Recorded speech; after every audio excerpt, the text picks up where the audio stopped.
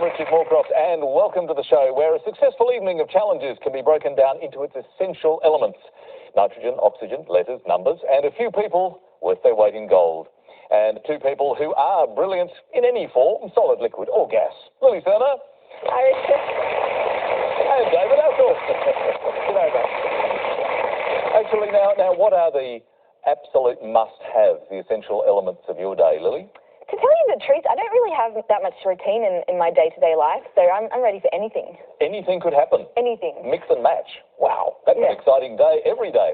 David, some essentials in your life? Oh, well, aside from bread, water and crosswords, a day can't go past if I haven't made up a pun, basically. A pun. There has to be at least one pun in the day. Well, it's important to note, too, that you can't do 7 puns, and that kind of, gives you credit for the rest of the week. For example, did you hear about the 2 silkworms who had a race?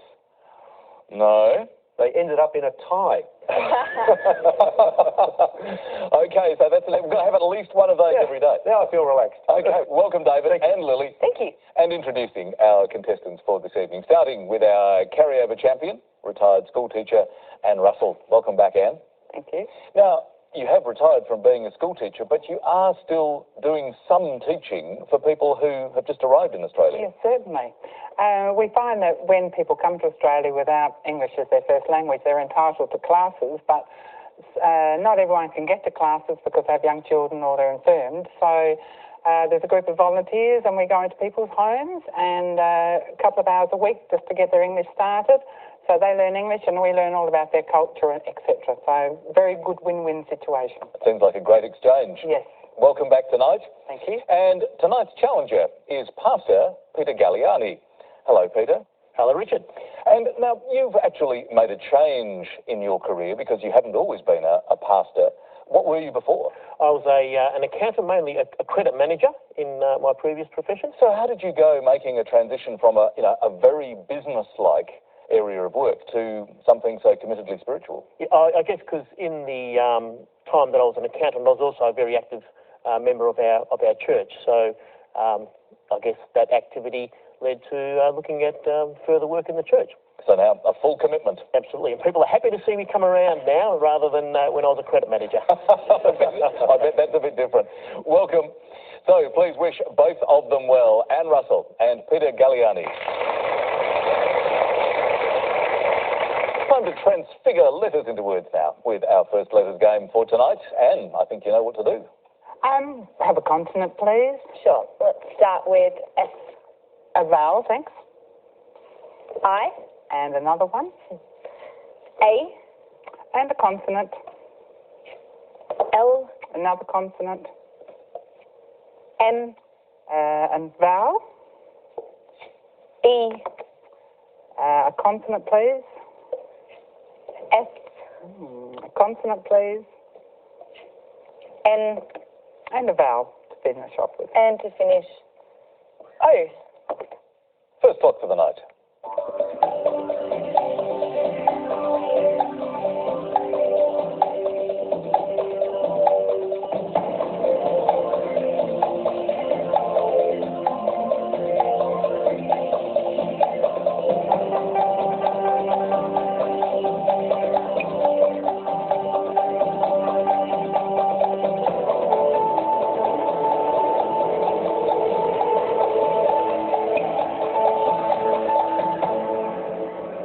First letters of the night, Anne. How many? 6. 6 for you, Peter? I have a 7. Hang on to that. Sounds very promising. What was your 6, Anne? Lemons. And your 7? Finales. What do you think, David? That sounds, well, we start with a finale or two. I think it's a great start, finale. Well done, Peter. Good play, good 7. I saw semolina here, which, thinking of pasta, that's got some link there in a funny way, Richard. That was your pun for the night, wasn't it? That was the informal one. I was hoping for a possible consonant there as that last letter for the potential of filaments, but in the end I found semolina and in flames is another 8. Very nice, 8. Peter scores well. Great start, 7 points. More letters now. Peter, you to choose. Could I have a consonant, please? R. And another? N. And another? H. Could I have a vowel, please? A. And another vowel? U.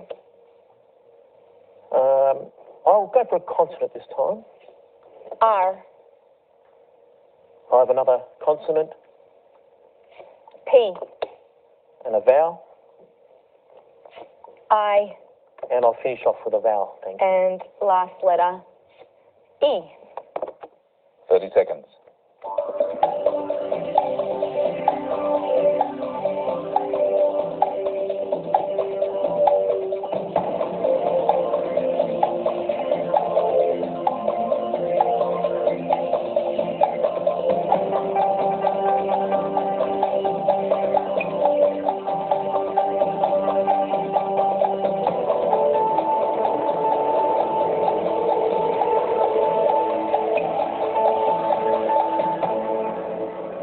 How'd you go that time, Peter? I think I have a 6. 6. Sounds good. Anne? 6. 6 for you. Let's have yours, Anne, please. Prairie. And yours, Peter? Harper. Harper. Could you spell that for us? Harper. Okay. What do you think of that, David? Can I just, before we go to Harper, can I just clarify the spelling of prairie, please? P-R-A-R-I-E. Yeah, unfortunately, it's P-R-A-I-R-I-E. So can't go there, but we can have a look at Harper, though. Let's have a look. Now, harp, obviously, someone who plays a harp is a harpist, but harp is also to complain. So is one who complains a harper? And yes, they are. So good complaining from your point of view, Peter. Good 6. Unrepair, Richard, which is a very unusual word. It is listed here as a block entry, is there for an 8. That's a very nice find. It would be a very risky play, though, if the dictionary wasn't there, if you were wondering whether to put that un word in there. That's exactly right. I would have been a lot happier as a contestant with unripe, in fact, the 6 as well. Good stuff. Nice find, David. Peter scored another 6 points. Heading for our first numbers for tonight now, where our players have just 30 seconds to find a mathematical solution that takes them to the randomly generated target number. And Anne, now, last night you were saying, yes, I know my 75 times table. 125 times table, do you know that one? Sometimes. Sometimes. Under what circumstances? When I'm not under pressure. Or hardly any pressure at all tonight. What combination would you like? The classroom mix tonight. Thanks, Anne. That's 1 large and 5 small. And starting with the smalls, 2, 3, 5, 5, 6, and the large is 100. The target to reach is 472. Let's head there.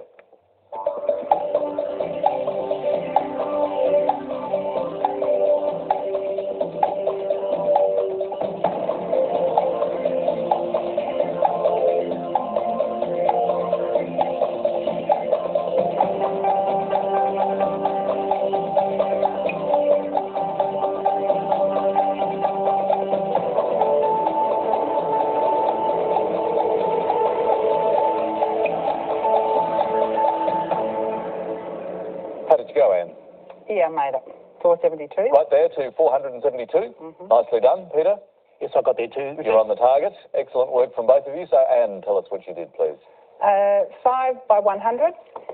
5 by 100. Equals 500. 500. Take away 5 times 6. Take away 5 by 6. Which is 470. 470. And then add a 2. Add the 2 is 472. Very nice method. Directly to that target. Peter, I had exactly the same. would you just verify that you did? That we had two great minds thinking alike here, Lily? It seemed like a very good method. Yeah, I almost did the same, but I tweaked and subtracted the 6 from 100 and multiplied it by 5, which was 470, but essentially the same. Nicely done all round. Anne and Peter scored 10 points each there. So Anne's on the scoreboard with 10. Peter, 23, as we head for our first break. Your first word mix for tonight, hedge art. And the clue, what the detectives did with the information. Back after the break.